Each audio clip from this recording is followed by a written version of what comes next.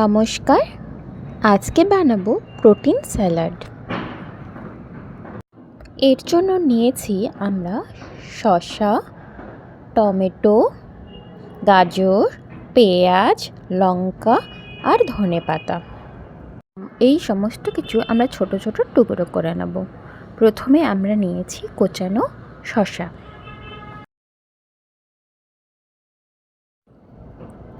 আর নেব কুচানো পেঁয়াজ, গাজর, টমেটো,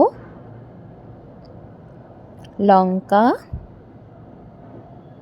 ধনেপাতা, আর নেব কাবলি ছোলা, যেটা আমি আগে থেকে অলরেডি সেদ্ধ করে নিয়েছি।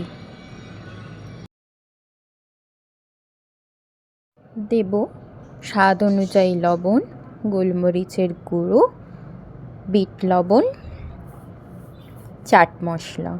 এখানে আপনারা লেবুও দিতে পারেন। ভালো করে মেখে নিলেই তৈরি হয়ে গেছে হাই প্রোটিন স্যালাড।